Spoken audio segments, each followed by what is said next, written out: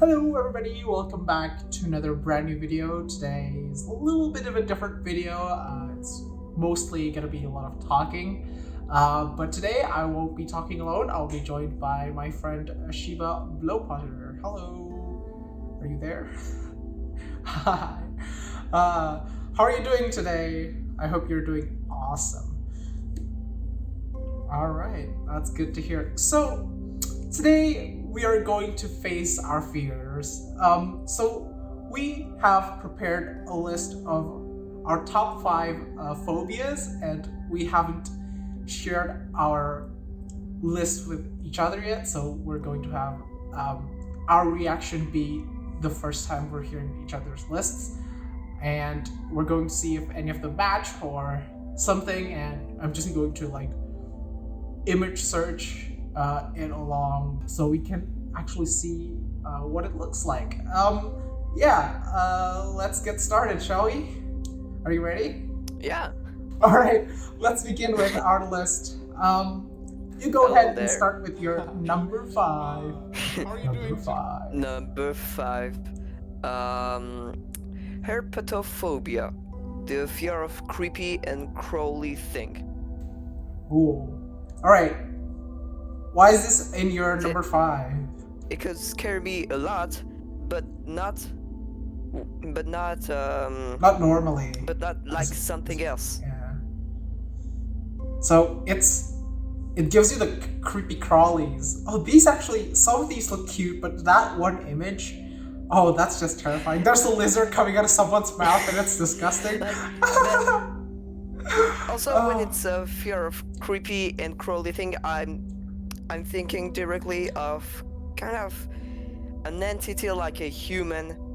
Oh, that act like that. It's pretty. It's a lot in the horror films or horror movie. I see. So it's not the animals themselves; it's when humans behave like that. Oh wow! All right, that's actually. And also, by the way, I find spiders cute. Oh wow! All right, now it's time for my number 5. Number 5. Burger King foot lettuce. No. My number 5 is ilingophobia. Do you want to take a guess on what that is?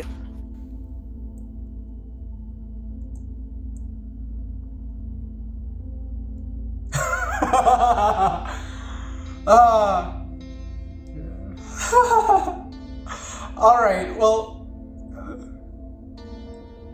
yes, I have a fear of Legos. Well, technically, if you build Legos really high, but ilingophobia is the specific fear of when you look down, you get really dizzy. So it's not the fear of heights. It's a little bit different. It's the specific fear of when you're on something really high and then you look down. It's the vertigo sort of sense, or the dizziness you get when you look down. That's what I'm really scared of. It's usually when I'm on something really high that doesn't have railings. I can't hold on to something to protect me. It's open. Oh goodness. Roller coasters, that usually terrifies me. Yeah, it's horrible. And it's terrifying. It's the distance you're up the ground. Yeah. And then there's nothing to protect you. Yeah. There's no barriers. There's nothing. Yeah. This is terrifying. God. Yeah. But I've once tried to conquer this fear specifically because there's an amusement park in Indonesia. Yeah? Oh no, it's in Jakarta technically. That has this ride called Hysteria, where you're brought up really high, and you just got blasted up. So it's technically not a roller coaster. You just it's like you're blasting off a rocket. It's the craziest thing. Oh, thank God I didn't pee my pants. All right. But yeah, it still terrifies me. But yeah, let's see your number 4. Number 4, Number 4. acrophobia. I think you know that one. Oh yeah. Acrophobia, it's I was about to say it. It's yeah, the fear of heights. But yeah, it's exactly that. It's yeah. very basic, but the thing weird with that fear is that it appears in my dreams. For Also, example, I made a dream. I made a dream where I was in a crane. I was on a crane. crane, Oh. and I was with someone else. We fighted. I I fall off, and Oh no! And then did you wake up? when I No, did you wake up before you hit the ground, or like do you actually like fall? no, I Hit the don't really ground? wake up. Oh It's just my! the dreams end, and I'm kinda stressed about this. Really, so terrifying for me. Oh my gosh! Do you have those kinds of dreams often, or no? Not anymore. It was really when I was like 9 or 6 years old. But it still terrifies you, especially when you're on like really high building or a crane. Yeah. God forbid you get in a crane, right? Let's move on to my number 4. So my number 4 is a tie actually, because these are really close together. Like these relate together. So it's called Gyrascophobia and Thanatophobia. So essentially, Gyrascophobia is the fear of growing old or aging, and Thanatophobia is the fear of death or dying. And I think the fear mostly comes because I'm still really young. Like we're both still really young, and the thing I fear most is that I don't get to live to see my children, grandchildren, you know. My thanatophobia comes because I don't want to die right now, you know, you get me? Yes. But if I maybe, you know, when I do grow older, maybe I would come to terms with it. I don't know yet. But yeah, the other one is the fear of, you know, growing old and aging. It's such a weird concept, right? For me, Gyrascophobia is such a, I don't know, it's really rational for me, like, because I tend to think about it a lot. I tend to reflect on growing older and learning more and, you know, having a partner someday and marrying and having kids. It's just like something so big, something so weird that it's just kind of terrifies me a little bit every time I think about it. It's just, yeah. So I think those two go hand in hand, like the fear of something that I'm eventually going to deal with someday later in life, like, and again, I don't want to die right now, so yeah, like, yeah, that's a huge fear for me. All right, let's go to your number 3. Number 3, chorophobia. Oh, fear of clowns. Oh. Yes, and it's very interesting for me. First of all, because I fear clowns because of the movies. There is the It? killer clowns, etc. Did you watch They're it? really creepy for me. Mhm. But also when I was like 3 or 7 years old, I was kind of crazy and funny, and my parents called me a clown, and now I hate it. I hate it. See. But yeah, the fear of clowns usually stem from your childhood, right? Because you tend to encounter them as kids, and these people with a huge amount of makeup and an eccentric fashion sense, and you tend to think, is this human? I do.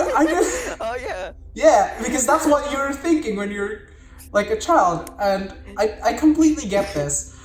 Even though I don't have it personally, even though these images do look really scary, holy crap! Oh my goodness.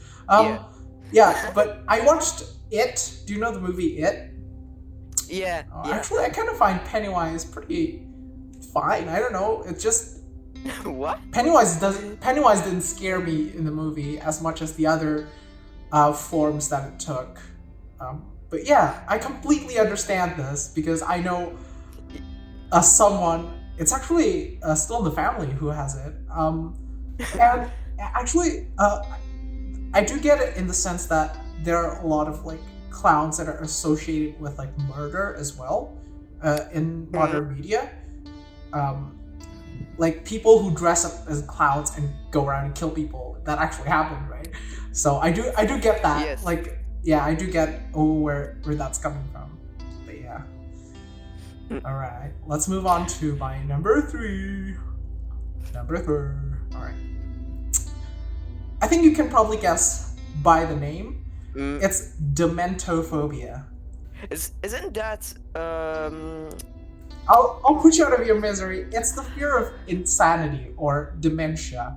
It's the fear of going insane and not knowing. Oh. Yeah, and not knowing who you fully are anymore. And that's what essentially dementia is. It's losing your mind, right?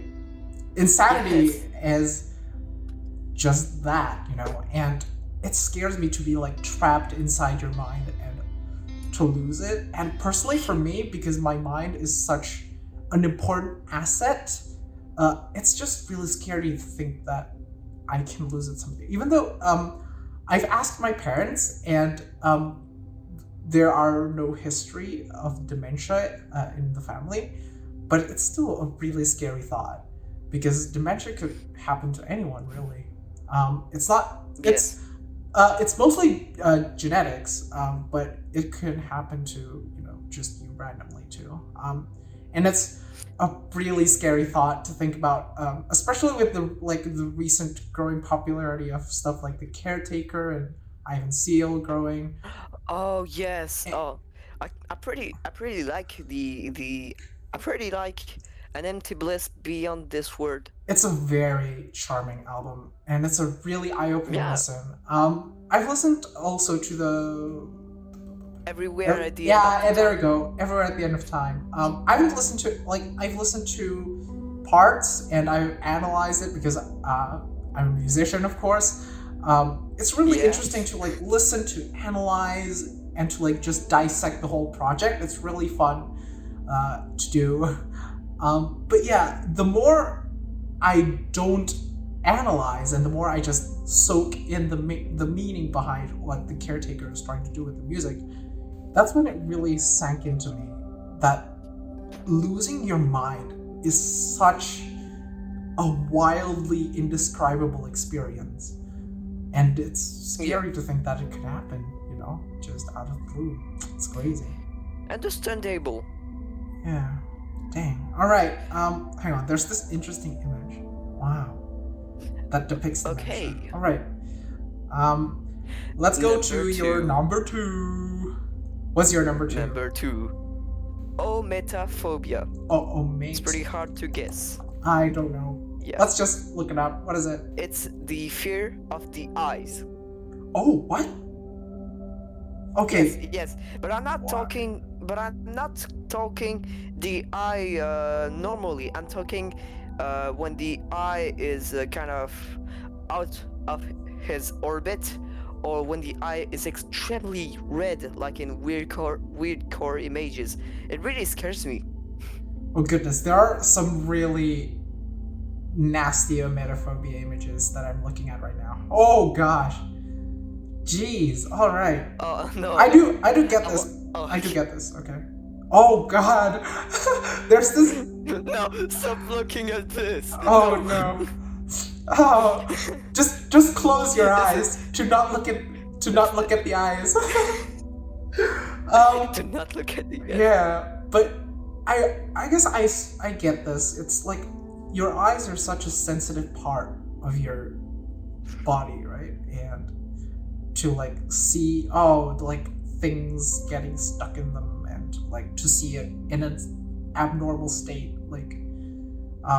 that one's just all white, which is really weird. But yeah, I do get these. Yeah. One day I was playing with kind of a simulator of eye. There's an eye, and you could play with his characteristics, like the size of the pupil, the size, the color of the eye, but other things. And What did you what do? I just did when I just resized the size of the pupil, The pupil. and I seen it, the pupil, and then I seen it. I closed the navigator. I said, "Stop! No, that's enough. I don't want to do this again." The size of the black thing, right? Yes. Yeah. Oh, yeah. Okay, I get it. And then goodness. Right now I'm thinking about it. It's really scary for me. Oh my gosh, there are some really, really absurd images for these. Oh my gosh. All right. But yeah, especially. Okay. Let's go to your number 2. Wait. I think there's like a specific thing for this where it's like, I don't know if you've seen this before, but it's like a bucket of fish eyes. Oh god, this is this. No. Oh, you have not lived until you've seen that. Anyway, let's move on to my number 2. Yes. I'm sorry to put that image in your head, but it's an image in my head, so you've got to see it. So you have to see it too. Oh my gosh! But it's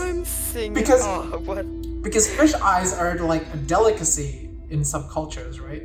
And usually before they're prepped, they're put in the bucket. So it's not like it's a natural thing.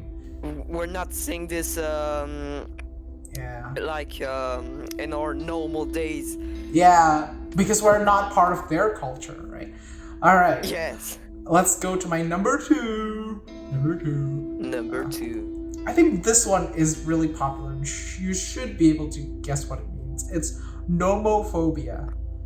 I don't know, nomophobia. All right, I'll tell you what it is. It's the fear of not having a mobile phone or a contact, like losing your connection to your phone or to the internet, essentially. I don't have this like severely, like when I don't have my phone I'll freak out. I don't have it like that. But the thing is, during the pandemic, actually, I've had my phone break down for like, I think it was close to 2 months. And I was this close to going insane without a phone. So yeah, I've experienced going almost insane without my phone. So that's why I put this at number 2. I don't have it like severely, like if I don't have my phone for like 5 minutes I'll be like craving it, but I've had an experience with this that tells me that I have this, and I strongly do. Well, I think this links very closely to FOMO for me. It's the fear of missing out. I especially get this when I'm like on a call or like on a conference or something with my friends, and then I just lost the connection or something. Because I think my nomophobia is really tied closely with FOMO, is what I'm trying to say. But yeah, those two should go hand in hand for me. And yeah, let's go to our number 1. This is the big one. Let's do a drum roll. What's your number 1? I don't know. So my number 1, I think there's a lot of people that have this nyctophobia. Oh, it's fear of the dark. Yes, it's this. Oh, I used to have this actually. As a kid, I was terrified of the dark, but I managed to overcome it. Oh god, these are still terrifying me. These are the scariest images yet.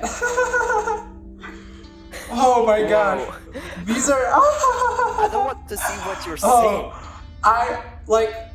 So Shiba cannot see my screen right now, but you guys can. There are some really heinous images about nyctophobia. There are some dark hallways and a pair of eyes. I think the scariest Oh. one are the pairs of eyes in the dark, right? Because I'm always imagining that when there's no lamp in my room. I see. I'm fearing that every little light that are green, red, blue, I don't know, it scares me. In the dark, total dark. I see. I see. I hate this so much. Oh my. So that's also why I have a lamp in the night in my room. Just to keep yourself away from the monsters. Yes, yes. But yeah, I used to also have this, and it's genuinely terrifying, especially when you're like just so inside your head, right? And like all these thoughts are just cramming your mind, and like Yes. you start to think, oh my god, there's someone in the room. Oh my god, there's someone downstairs. Yeah, yeah. I You're had in a that dark last night hallway. actually. I thought there was someone downstairs, and then I remembered, oh yeah, there's my grandpa downstairs. He was like grabbing a drink or something, and I was like, oh yeah, that makes sense. But yeah, this totally like makes sense for a number one spot. I definitely get this, yeah. Yeah, but I was hesitating with ometophobia and ectophobia. No, this is definitely much scarier for me. Oh my. It reminds me some of the liminal spaces images. Yeah, most liminal spaces actually look really great in the dark because it's the setting that really makes it, right? When there's absolutely nobody and there's just like one source of light. And that's very unsettling for me. Yeah, I get it, but yeah, I guess I don't have it anymore. Like when I look at these images, I don't get scared, but like it's just like that, you know. Like I know some of you are probably closing your eyes right now. When I look at one of those, I'm kind of scared in my head. Like, is there something in this image?